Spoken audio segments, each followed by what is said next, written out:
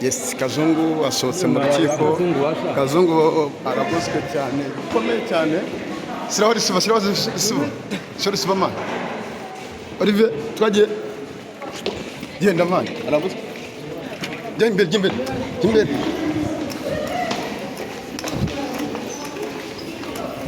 Siraho fata man. Hagarara. Siraho risiba man.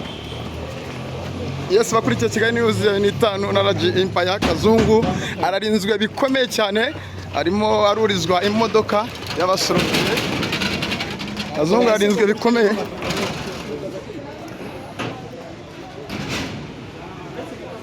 Yes, nizere ko mumeze neza. Kazungu ararinzwe bikomeye, abanyamakuru ni benshi, umutekano ni mwinshi mu nzego zijya zitandukanye, bamukize hagati y'amaguru yabo kugira ngo Kazungu wo indani abaturage biciwe ababo. Uko mukomeje kubibona, itangazamakuru turi live, mwabyanga mutabyanga turayafata, nitwigera tunanirwa, gahunda zose ku murongo.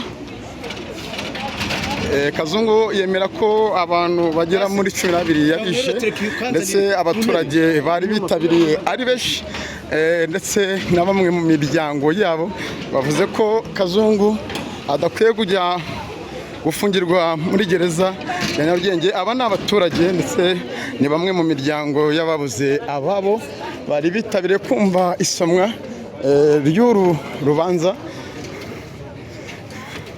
Kazungu Denis agiye gusubira kuri gereza ya Nyarugenge nkuko murimo murabibona. Kazungu bagerageje kumuhisha, ariko muri kazi kacu ka buri munsi amashusho nizera ko mwayabonye, nimutanumva n'amajwi neza murasa kubyihanganira.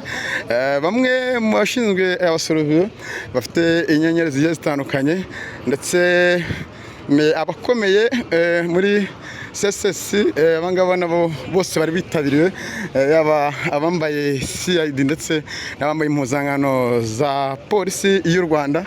Tunashimiye abapolisi ndetse n'abandi bitabiriye hano hanze. Kazungu hariya hirya gato, Eric ara hirya gato, mu kanya gato turaza kugerageza tuganire na buri umwe wese witabiriye hano. Imodoka iragiye irimo Kazungu Denis, iriyo modoka Kazungu Denis yari arimo nkuko mubibona, akaba yemera ibyaha bigera mu 10, aho nanone buri cyaha perezida w'urukiko yagiye akibarira imyaka kimwe cyose kigiye gitandukanye. So